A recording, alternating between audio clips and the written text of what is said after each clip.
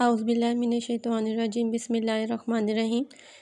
Dear students, आज हम physics का चैप्टर नंबर 12 स्टार्ट करेंगे जिसका नाम इलेक्ट्रोस्टैटिक्स है। इलेक्ट्रोस्टैटिक्स के बेसिक जो ओवरव्यू है उसमें हम सबसे पहले साइंटिस्ट के बारे में देखेंगे कि साइंटिस्ट हमारे पास चार्ल्स कूलम थे जिन्होंने 1785 में एक्सपेरिमेंटली हमें ये प्रूव दिया कि दो स्टेशनरी जो चार्ज पार्टिकल्स होते हैं उनके दरमियान एक इलेक्ट्रिक फ़ोर्स मौजूद होती है। जैसे कि हमने मैट्रिक में इसका बेसिक इलेक्ट्रिक फ़ोर्स का नाम सुना होगा कि इलेक्ट्रिक फ़ोर्स हमारे पास क्या होती है। तो इलेक्ट्रिक फ़ोर्स बेसिकली हमारे पास एक ऐसी फ़ोर्स होती है जो हमेशा दो रेस्ट चार्जेस जो उनसे होंगे उनके दरमियान एग्जिस्ट करेगी। तो ये चार्ल्स कूलम था जिन्होंने हमें बेसिक इसका कॉन्सेप्ट दिया था। तो इलेक्ट्रोस्टैटिक्स बेसिकली हमारे पास है क्या, electro mean charge and statics mean rest, मतलब वो चार्जेस जो रेस्ट में होंगे उनको हम इलेक्ट्रोस्टैटिक्स में डिस्कस करेंगे। Then we move toward electrostatic force, the force which hold the positive and negative charges together. Electrostatic force एक ऐसी फोर्स है जो पॉजिटिव और नेगेटिव चार्जेस को क्या करती है, आपस में जोड़े रखती है। हमारे पास कितने टाइप्स के चार्जेस हैं हम सब जानते हैं, क्योंकि बेसिक्स है मैट्रिक में हम पढ़ चुके हैं कि हमारे पास दो तरह के चार्जेस होते हैं, positive charges and negative charges. तो इलेक्ट्रोस्टैटिक फ़ोर्स बेसिकली हमें ये बता रही है कि वो फोर्स जो पॉजिटिव और नेगेटिव चार्जेस को आपस में जोड़े रखेगी। फिर उसके बाद हम आते हैं व्हाट इज़ इलेक्ट्रोस्टैटिक्स, के बेसिकली हमारे पास इलेक्ट्रोस्टैटिक्स है क्या। इलेक्ट्रोस्टैटिक्स हमारे पास एक पूरी ब्रांच है फिज़िक्स की, ठीक है। और उस ब्रांच में हम क्या डिस्कस करते हैं, the study of charges at rest under the influence of electrostatic force. कि इलेक्ट्रोस्टैटिक हमारे पास वो ब्रांच है जिसमें हम स्टडी करते हैं चार्जेस के बारे में। किस तरह के चार्जेस के बारे में, जो कि रेस्ट में हो और उनके ऊपर कौन सी फोर्स अमल कर रही हो, इलेक्ट्रोस्टैटिक फोर्स। इन्फ्लुएंस का मतलब होता है कि असरअंदाज होना, कि उन चार्जेस पे किस टाइप की फोर्स असरअंदाज हो रही है, कौन सी वाली फोर्स, इलेक्ट्रोस्टैटिक फोर्स। और इलेक्ट्रोस्टैटिक फोर्स का हमने ऊपर पढ़ लिया है कि ये वो वाली फोर्स होती है जो पॉजिटिव और नेगेटिव चार्जेस को आपस में जोड़े रखती है या कंबाइन रखती है। अब हम लिंक पढ़ेंगे कि पॉजिटिव और नेगेटिव चार्जेस में किस तरह का आपस में इंटरेक्शन होता है। तो वो कहता है कि each charge exert a force of attraction and repulsion on an other charges, मतलब कि हर चार्ज क्या करता है, फोर्स लगाता है। वो फोर्स क्या हो सकती है, अट्रैक्शन की भी हो सकती है, ठीक है, और रिपल्शन की भी हो सकती है। ये पॉजिटिव चार्ज है और ये क्या है, हमारे पास नेगेटिव चार्ज है। अगर तो यहाँ पे हमारे पास सिमिलर चार्जेस होंगे, मतलब या पॉजिटिव पॉजिटिव होगा या फिर नेगेटिव नेगेटिव होगा, तो इनके दरमियान कौन सी फोर्स होगी, रिपल्शन की, कि similar charges always repel each other and opposite charges always attract each other. इसका जो हमारे पास थोड़ा ग्राफिकल व्यू है वो हम नेक्स्ट लेक्चर्स में देखेंगे कि पॉजिटिव और नेगेटिव चार्जेस किस तरह हम इलेक्ट्रिक फील्ड लाइंस के थ्रू इनको एक्सप्लेन करेंगे, कैसे वो आपस में क्या कर रही होती हैं, रिपेल कर रही होती हैं और अट्रैक्ट कर रही होती हैं। तो ये हमारे पास चैप्टर नंबर 12 का जस्ट ओवरव्यू है जिसमें हमने सिर्फ बेसिक्स पढ़ी हैं, इलेक्ट्रोस्टैटिक्स, इलेक्ट्रोस्टैटिक फोर्स, और उसके बाद हमने पॉजिटिव और नेगेटिव चार्जेस और उनका जो इंट्रैक्शन है वो हमारे पास किस किस तरह का हो सकता है। अब हम बहुत ही इम्पोर्टेंट टॉपिक की तरफ आ रहे हैं जो कि हमारे पास है कूलम लॉ। ये चैप्टर जो सा है वो बेसिकली लाए करता है, ये जो कूलम लॉ है ये बहुत इम्पोर्टेंट है इलेक्ट्रोस्टैटिक में। तो इलेक्ट्रोस्टैटिक्स में हम कूलम लॉ के बारे में पढ़ेंगे। कूलम लॉ हमें क्या बताता है, the force between 2 point charges is directly proportional to the product of the magnitude of the charges and inversely proportional to the square of distance between them। मतलब ये जो स्टेटमेंट है टोटल, इसके दो पार्ट्स हैं। अगर हम इसको दो पार्ट्स में डिवाइड कर दें तो फर्स्ट पार्ट हमें क्या कहता है कि कूलम लॉ के मुताबिक एक फोर्स जो दो पॉइंट चार्जेस के दरमियान एग्जिस्ट करती है। हम पहले ही पढ़ चुके हैं कि जहाँ भी दो चार्जेस पड़े होंगे उनके दरमियान क्या होगी, एक फोर्स होगी, जो इलेक्ट्रोस्टैटिक फोर्स हमने कहा है। तो वो जो फोर्स होगी उसने कहा है कि फर्स्ट पार्ट में वो डायरेक्टली प्रोपोर्शनल होगी product of magnitude of the charges कि वो फोर्स इन चार्जेस की मैग्नीट्यूड के डायरेक्टली प्रोपोर्शनल होगी। जैसे ये इक्वेशन नंबर 1 में उसने दिखाया हुआ है कि एफ जोन सा है वो डायरेक्टली प्रोपोर्शनल है प्रोडक्ट के। अब ये देखें यहाँ पे क्लियर पता चल रहा है कि इन दोनों चार्जेस के दरमियान जो साइन है वो प्रोडक्ट का है, ठीक है, note of addition note of subtraction, ठीक है, कि मतलब ये दोनों चार्जेस जो उनसे हैं वो फोर्स के डायरेक्टली प्रोपोर्शनल हैं। और सेकंड पार्ट हमें क्या बता रहा है कि ये जो फोर्स है इन्वर्सली प्रोपोर्शनल है to the square of distance between them, कि ये फोर्स हमारे पास जो डिस्टेंस है दो चार्जेस के दरमियान उसके क्या है, इन्वर्सली प्रोपोर्शनल है। उसका कहने का मकसद ये है कि जितने ये दो चार्जेस जोन से हैं वो ताकतवर होते जाएंगे, उतनी ही मतलब बड़े होते जाएंगे, उनकी मैग्नीट्यूड वैल्यू बढ़ती जाएगी, उतनी ही फोर्स की मिकदार भी हमारे पास क्या होगी, बढ़ेगी।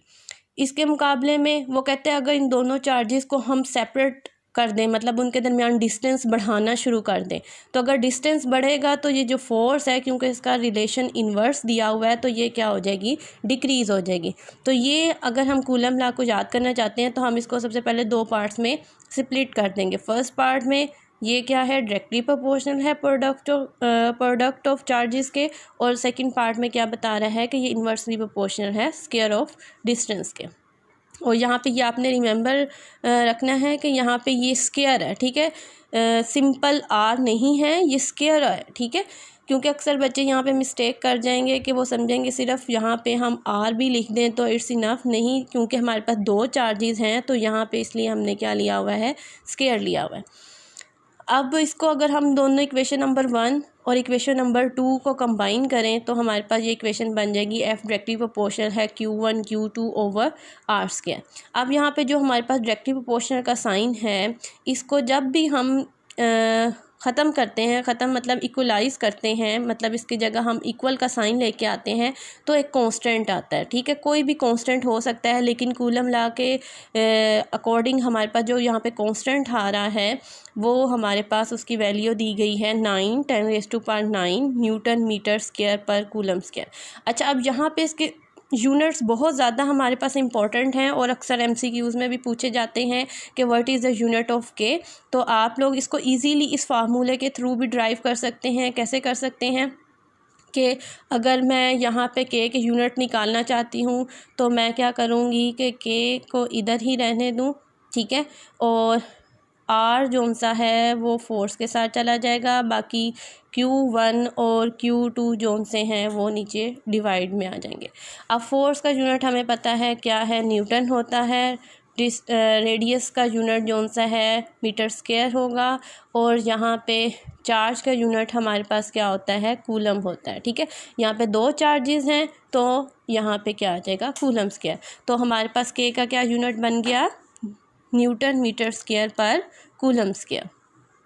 अच्छा, अब सबसे इम्पोर्टेंट चीज़ क्या है हमारे पास कि जो के है, ठीक है, ये किस किस चीज़ पे डिपेंड करता है। वो कहता है कि ये तो मीडियम पे डिपेंड करता है और सिस्टम ऑफ यूनिट्स के जो हम सिस्टम यूज़ कर रहे हैं उसके यूनिट्स पे डिपेंड करता है। अब के यहाँ पे जो हमने निकाला है, ये जो कांस्टेंट हमारे पास आया है, ये फर्दर किसके इक्वल होता है, ये इक्वल होता है 1/4 pi epsilon not. Epsilon not हमारे पास क्या है, परमिटिविटी ऑफ फ्री स्पेस, ठीक है। परमिटिविटी ऑफ फ्री स्पेस का मतलब क्या है कि हमारे पास ज़ाहिरी बात है दो चार्जेस हैं, उनके दरमियान कोई ना कोई मीडियम मौजूद होगा, तो उसको यहाँ पे फ़िलहाल हम क्या कहेंगे, permittivity of free space. Permittivity of free space की वैल्यू हमारे पास फिक्स होती है जो कि है 8.85 10⁻12 कूलम स्क्वायर पर न्यूटन मीटर स्क्वायर, ठीक है।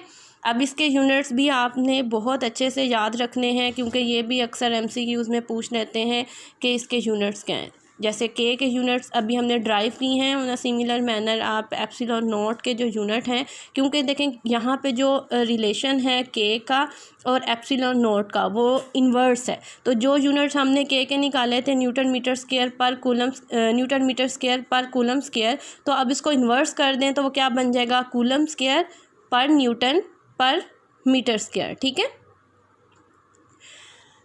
तो यहाँ पे दोबारा से वैल्यू भी पुट करके अगर आपने निकालना हो कि क्या वाकई ही जो हमारे पास के की वैल्यू है वो 9 10⁻9 है, तो इसके लिए आप सिंपल क्या करेंगे, वैल्यू पुट कर देंगे। जैसे फार्मूला उसने हमें दिया हुआ है 1/4 पाई एप्सिलॉन नॉट, तो 1/4 पाई की वैल्यू हमें पता है, हमने मैथ्स में अच्छे से पढ़ी हुई है, क्या होती है 3.16, तो हम इसको अप्रॉक्सीमेट करके 3.14 ले आते हैं। और यहाँ पे एप्सिलॉन नॉट की वैल्यू हम यहाँ पे पुट करेंगे, इसको आप डिवाइड करेंगे तो इसका आंसर हमारे पास क्या आएगा, 9 10⁻9 न्यूटन मीटर स्क्वायर। ठीक है, अब यहाँ तक बहुत बेसिक कॉन्सेप्ट है कूलम लॉ का और बहुत इम्पोर्टेंट कॉन्सेप्ट है, जिसमें अक्सर न्यूमेरिकल्स में, शॉर्ट क्वेश्चंस में इससे रेलेवेंट बहुत ज़्यादा आपके पास शॉर्ट क्वेश्चंस भी आ सकते हैं, आपके पास एमसीक्यूज़ भी आ सकते हैं, आपके पास न्यूमेरिकल्स भी आ सकते हैं। तो ये फार्मूला आपको पता होना चाहिए। फ़र्ज़ करें आपके पास वो कह देता है कि दो चार्जेस हैं, उनके दरमियानी डिस्टेंस भी आपको दे देता है, वो कहता है कि आप फोर्स मेजर करें, तब आप क्या करेंगे, सिंपली चार्जेस की वैल्यू पुट करेंगे, रेडियस की वैल्यू पुट करेंगे और फोर्स को क्या कर लेंगे, एवेल्यूएट कर लेंगे।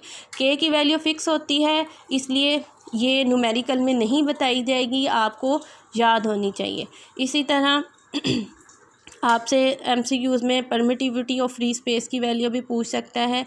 ये सारे बेसिक कॉन्सेप्ट हैं, लेकिन इन बेसिक कॉन्सेप्ट से आपके बहुत से एमसीक्यूज़ और शॉर्ट क्वेश्चन भी बन सकते हैं। इंशाल्लाह नेक्स्ट लेक्चर में हम फर्दर कूलम लॉ की डिटेल की तरफ जाएंगे। आज के लिए आप लोग इसके बेसिक कॉन्सेप्ट अच्छे से ध्यान से पढ़ें, समझें, और जो इसमें से आपको समझ ना आए वो आप मुझे क्वेश्चन जो उनसे हैं कमेंट्स में भी बता सकते हैं और पूछ सकते हैं, ताकि आपके लिए आसानी हो। और इंशाल्लाह अल्लाह हाफ़िज़।